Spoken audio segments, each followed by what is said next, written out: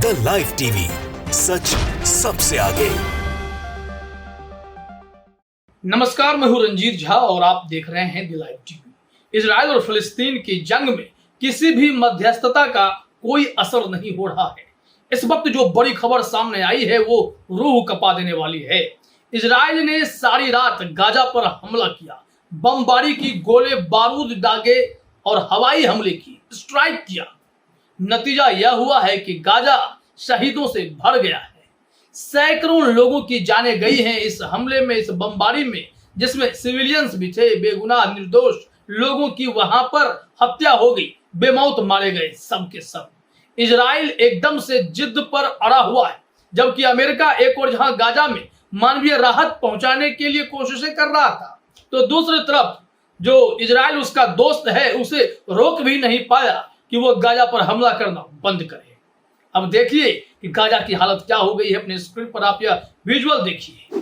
क्या धुएं के गुबार देख रहे हैं आप, क्या धमाकों की आवाज सुनेंगे इसमें, और इसका क्या असर हुआ होगा, मंजर कितना विभत्स होगा, यह दृश्य देखकर ही आप समझ सकते हैं।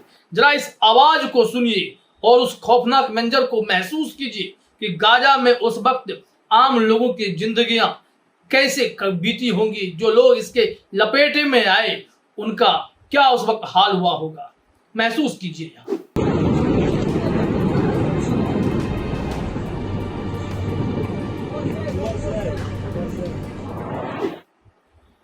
तो देखा आपने, यह हाल है गाजा का। सिर्फ धुएं के गुबार, आग की लपटें, बमबारी, ये गाजा की इस वक्त की वर्तमान स्थिति है। इजराइल खुद को रोक नहीं रहा और दुनिया इस युद्ध के पक्ष में दिखाई पड़ नहीं रही थी, लेकिन यह युद्ध थमने का नाम ले भी तो नहीं रहा है। इस वीडियो को शेयर करते हुए ईरान ऑब्जर्वर ने लिखा है, the IDF said it carried out strikes on more than 320 targets in Gaza in 24 hours including on civilians. Iran observer का कहना है कि खुद इजरायली डिफेंस फोर्स ने यह कहा है कि उन लोगों ने गाजा में 320 टारगेट पर स्ट्राइक किया लास्ट 24 घंटे में, और उनमें सिविलियन भी शामिल थे, सब बेमौत मारे गए हैं। ये ईरान ऑब्जर्वर का एक ट्वीट है। दूसरा ट्वीट भी आप अपने स्क्रीन पर देखिए। इसे शेयर किया है न्यूज नाउ फॉर यूएसए ने, और इसने जो लिखा है वो हम दिखाते हैं, अरबिक में है, ट्रांसलेट हुआ तो गाजा अ वाइल अगो। यहाँ पर गाजा अ वाइल अगो मतलब जो तस्वीर आप देख रहे हैं अपने स्क्रीन पर, ये कोई ग्राफिक्स नहीं है, ये गाजा की हालत है। इजराइल ने इतने गोले बम दागे हैं कि वो पूरा गाजा ही लगता है कि बर्बाद हो गया है। धुएं के गुबार और उठते आग की लपटें यह बता रही है कि गाजा में बर्बादी की तस्वीर लिख दी गई है, तबाही का मंजर वहां लिख दिए गए हैं। इस संबंध में कई रिपोर्ट्स भी आए हैं, वो रिपोर्ट भी हम आपको दिखाएंगे, लेकिन उससे पहले एक और ट्वीट में कुछ तस्वीर देख लीजिए। डीडी जियोपॉलिटिक्स ने इस तस्वीर को साझा किया है। इसमें लिखा हुआ है, इजराइल इज अ रोग टेररिस्ट स्टेट। यहाँ पर इजराइल पर आरोप लगाते हुए फिर उन तस्वीरों को दिखाया गया है जिसमें आग की लपटें और धुएं के गुबार दिखाई पड़ रहे हैं। ये सब हालात गाजा में हुए हैं क्योंकि सारी रात इजरायली डिफेंस फोर्स ने वहां तबाही मचाई है, बमबारी से कत्लेआम मचा दिया है।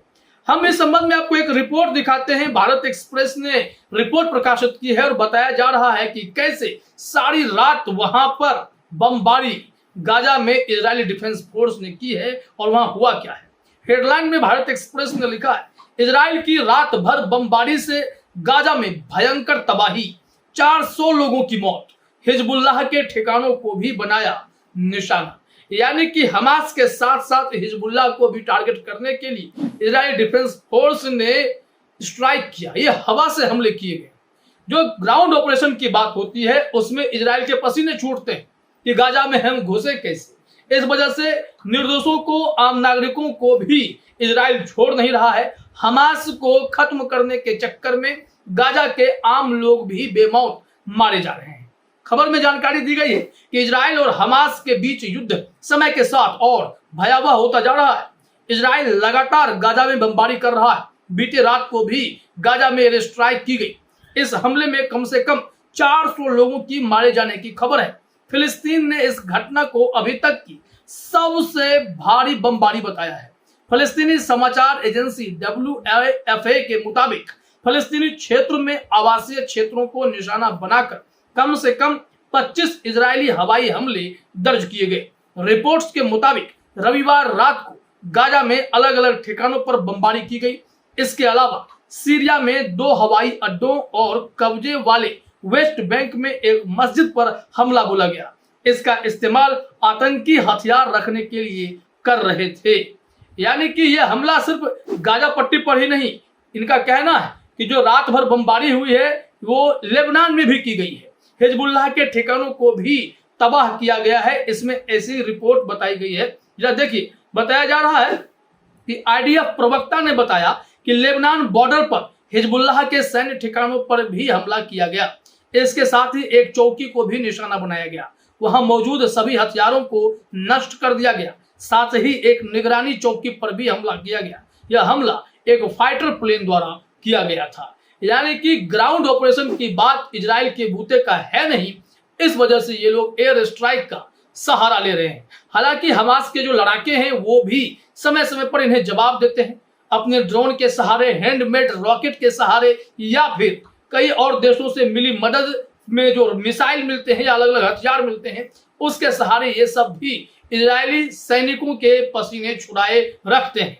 लेकिन जिस बड़े स्तर पर कार्रवाई इजराइल कर रहा है और मासूमों को, नागरिकों को बेमौत मार रहा है, उसको लेकर अंतर्राष्ट्रीय स्तर पर यह चिंता जाहिर होने लगी है कि हम लोग किस तरफ बढ़ रहे हैं।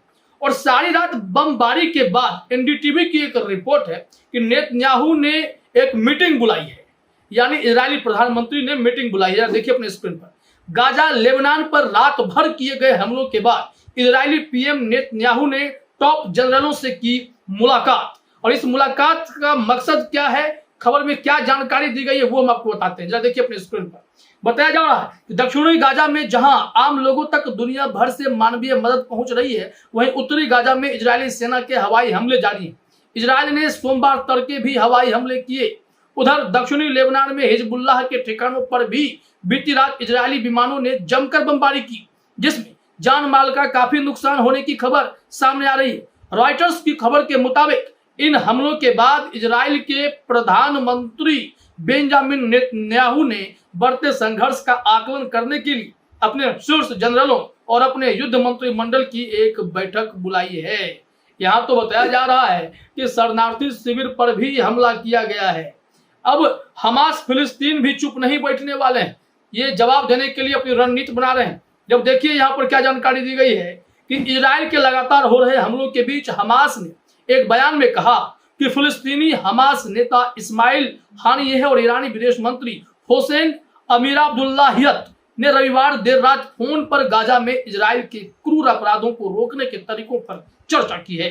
बता दें कि इजराइल ने हमास को खत्म करने के उद्देश्य से एक योजनाबद्ध जमीनी आक्रमण के लिए गाजा के चारों ओर बाढ़ वाली सीमा के पास टैंक और सैनिकों को तैनात कर दिया है। ईरान तो साथ दे ही रहा है, जो सीरिया है, टर्की है, लेबनान है, मिस्र है, ये सब भी फिलिस्तीन के पक्षधर हैं।